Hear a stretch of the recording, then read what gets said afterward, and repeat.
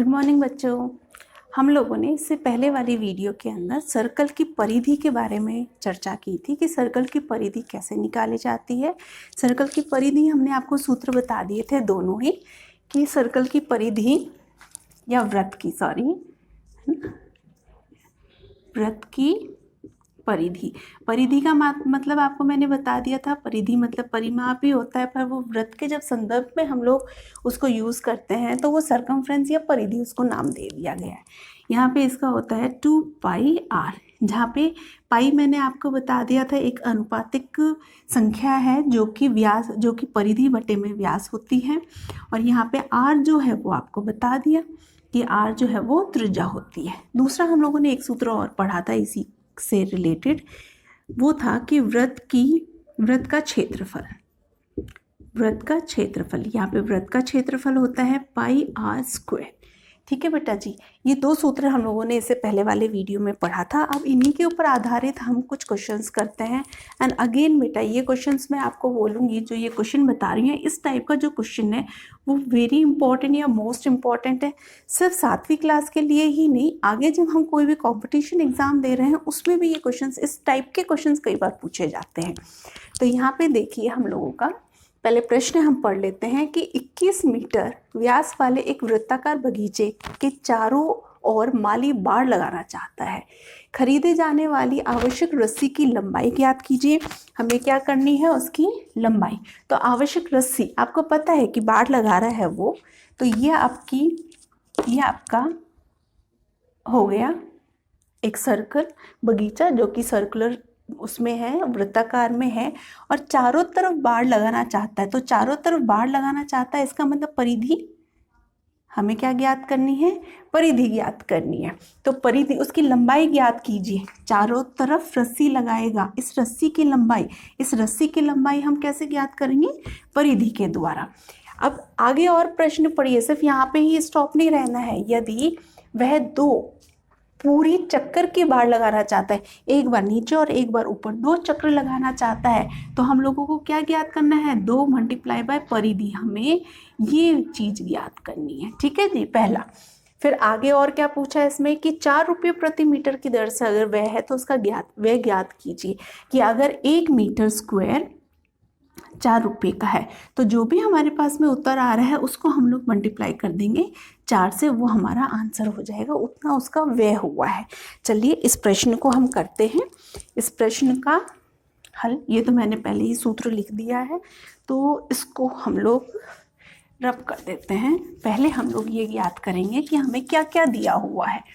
ठीक है, यहाँ पे देखिए हल कर सकते हैं। और ये हमारी 7वीं क्लास जो है उसकी एक्सरसाइज 11.3, 7th क्लास एक्सरसाइज 11.3 का 4th क्वेश्चन है। 7th क्लास आरबीएसई और सीबीएसई दोनों ही बराबर हैं। सीबीएसई का ही कोर्स आरबीएसई में चलता है। अब जो नई आरबीएसई बुक्स आई है वो टोटली सीबीएसई की बुक्स की कॉपी हैं। तो आप ये कर सकते हो कि दोनों ही एक्सरसाइज में सेम यही क्वेश्चन आपको मिलेगा, बस मीडियम का फ़र्क है कि आरबीएसई हमारे हिंदी मीडियम में मिल जाएगा और सीबीएसई इंग्लिश मीडियम में मिल जाएगा। तो यहाँ पे देखिए, सबसे पहले हमें क्या दे रखा है, व्यास दे रखा है। पर यहाँ पे जब हम लोग परिधि ज्ञात करेंगे, व्यास दे रखा है 21 मीटर। तो बेटा जब परिधि हम ज्ञात कर रहे हैं तो हमें परिधि के अंदर क्या चाहिए, त्रिज्या चाहिए। तो यहाँ पे हम इसी से त्रिज्या निकाल सकते हैं। त्रिज्या आपको पता है क्या होती है, d/2। इसका मतलब 21/2 मीटर। अब यहाँ पे आप सिर्फ 21/2 ही रहने दीजिए। क्यों, उसका रीज़न मैं अभी आपको बताती हूँ। अब आपको पता है यहाँ पे हम लोगों को परिधि निकालनी है, तो यहाँ पे लिखोगे, सबसे पहले सूत्र लिखोगे, वृत्त का इसकी परिधि का सूत्र होता है 2πr। यहाँ पे अब देखिए बेटा, r आपको दिया हुआ नहीं है, पर मैंने इससे पहले वाले वीडियो में आपको बताया था कि प्रश्न है उसका स्ट्रक्चर देख के आप खुद डिसाइड करना कि r आपको क्या लेना, पाई आपको क्या लेना है। अब आप देखिए यहाँ पे मैं अगर 2, ठीक है, r मेरा क्या हो गया 21/2। अब मैं अगर यहाँ पे 3.14 हूँ तो की नहीं है, क्योंकि 3.14, फिर इसको मल्टीप्लाई करो। और अगर मैं यहाँ पे 22/7 लेती हूँ तो देखो 7 और 21 कट जाएगा आपस में, और 2 और 2 आपस में कट रहा है, तो ये मेरे लिए जो सोल्यूशन है ये इजी है। तो इतना थोड़ा सा कॉमन सेंस लगा के हम लोगों को पाई की जो वैल्यू है वो रखनी है। तो ये 2 से 2 कट गया, 2 से 2 कट गया, 7 एकम 7, 7 तिया 21। तो यहाँ पे मेरे पास में 22 गुना में 3, आंसर आ गया 66 मीटर स्क्वायर। नहीं आएगा, क्यों? क्योंकि परिधि है, परिधि वही परिमाप मीटर में ही आएगा। तो कितनी रस्सी, एक चक्र के लिए मेरे को कितनी रस्सी की आवश्यकता होगी? 66 मीटर। यहाँ पे वो कितनी बार चक्र लगा रहा है? 2 बार। तो यहाँ पे लिख लीजिए बार के लिए आवश्यक रस्सी कितनी होगी? 2 चक्र लगा रहा है तो 2 गुना में 66। एक चक्र लगाने में 66 मीटर चाहिए, 2 चक्र लगाने में कितना हो जाएगा? 12, 1 हासिल 132 मीटर। इतनी रस्सी की मुझे आवश्यकता होगी, या उस मालिक को 132 मीटर रस्सी की आवश्यकता होगी उस वृत्ताकार बगीचे के चारों तरफ 2 बार घेरा लगाने के लिए। अब ये हो गया हमारा पहला पार्ट। अब दूसरा है कि 4 रुपये प्रति मीटर की दर से व्यय ज्ञात कीजिए कि अगर 1 मीटर को खर्च, 1 मीटर जो है वो हमारे 4 रुपये में आ रहा है, तो 132 कितने रुपये में आएगा? Unitary method.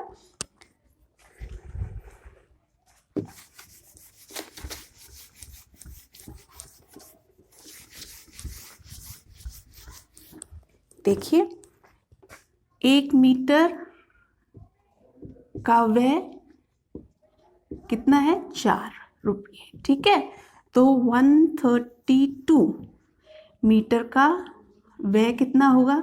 ज़्यादा होगा, ज़्यादा होगा तो मल्टीप्लाई करना पड़ेगा। 4 से मल्टीप्लाई कीजिए, 8, 12, 1 कैरी 4 और 5, इतने रुपये। कितना व्यय हुआ? 528 रुपीज़ का जो है वो खर्चा आएगा इसके चारों तरफ बाड़ी लगाने का। तो ये एक प्रकार का सवाल है जो आपके परीक्षाओं में ज़्यादातर पूछा जाता है। नेक्स्ट एक और प्रकार ले लेते हैं हम लोग कि और किस प्रकार के सवाल हमारे पास में आते हैं।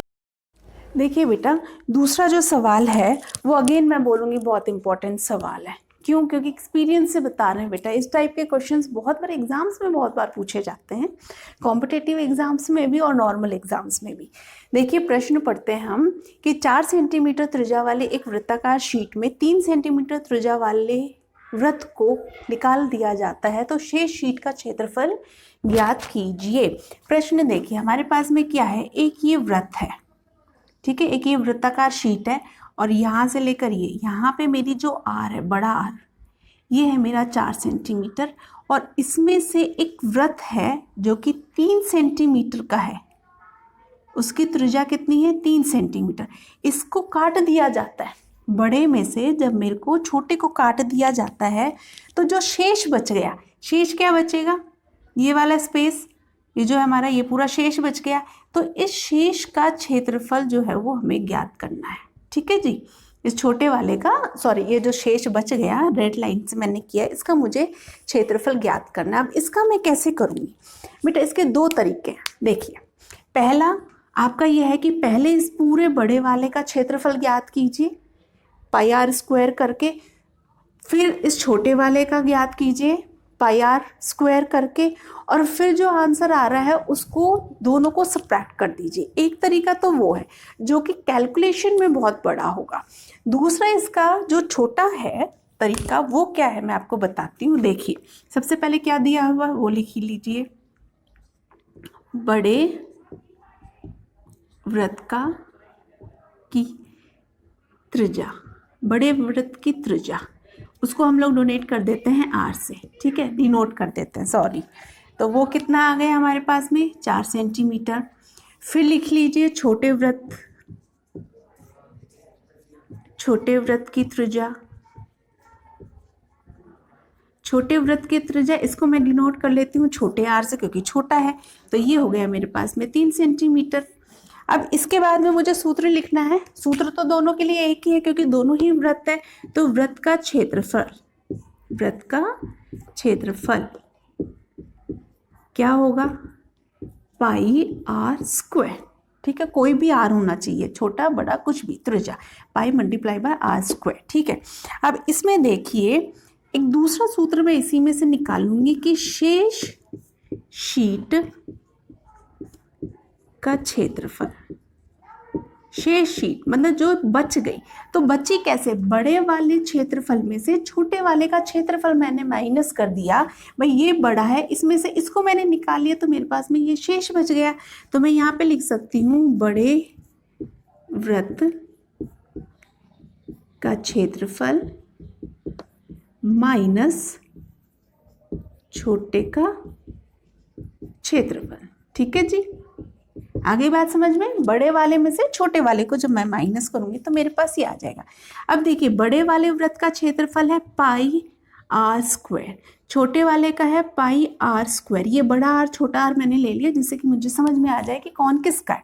दोनों में पाई कॉमन है, पाई मैंने बाहर ले लिया, आर स्क्वायर माइनस में आर स्क्वायर, ये आ गया मेरे पास में।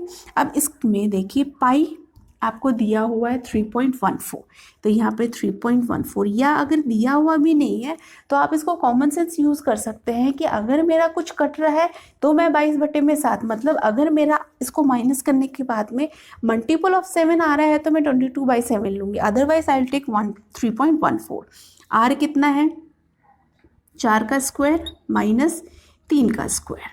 ठीक है, 3.14 मल्टीप्लाई बाय 16 माइनस 9 कितना आ जाएगा, 3.14 मल्टीप्लाई बाई 7। ठीक है, तो यहाँ पे आ गया मेरे पास में 9, अब यहाँ पे है मेरे पास में, मैं इसको लिख सकती हूँ 314 को 7 से मल्टीप्लाई कर लीजिए तो आपका आ जाएगा यहाँ पे 4, 8, 2 कैरी 9 और 21, तो यहाँ पे मेरे पास में आ गया 21.98। ठीक है, ये सेंटीमीटर मीटर स्क्वायर। अब बेटा यहाँ पे 7 था तो मैं 22/7 भी ले सकती थी, तो मेरा आराम से कट रहा था 22/7। जब मैं इसको काटती तो 22/7 मल्टीप्लाई बाय 7, 7 को 7 मल्टीप्लाई किया 22, अप्रॉक्सीमेटली आ गया ना 21.98, कितने 0.02 ही तो कम है, बट क्योंकि हमें यहाँ पे दे रखा है पाई 3.14 लेना है, इसलिए मैंने यहाँ पे 22/7 ना लेके 3.14 ले लिया, otherwise I would have taken 22/7। ये मेरा क्वेश्चन आ गया, इस टाइप से मेरे आंसर आ गए। और ये जो क्वेश्चन है ना बेटा, ये कई बार हमारा जो रिंग आती है कि कई बार रिंग का क्षेत्रफल पूछ लेंगे कि भाई रिंग जो है उसका क्षेत्रफल कितना है, तो उसमें हम लोग इसको डायरेक्ट इस सूत्र को यूज कर सकते हैं कि बड़े वाले का क्षेत्रफल माइनस में छोटे वाले का क्षेत्रफल, शेष का क्षेत्रफल आ जाता है। तो इस टाइप से ये जो है हमारे ये इस टाइप से सवाल है। होप आपको ये समझ में आ गया होगा। इन क्वेश्चंस की प्रैक्टिस कीजिए और नेक्स्ट वाली जो वीडियो है उसमें भी इसी टाइप के कुछ क्षेत्रफलों के बारे में और कुछ परिधि के ऊपर हम लोग क्वेश्चंस करेंगे। जब तक हैव अ गुड डे, स्वस्थ रहो, खुश रहो।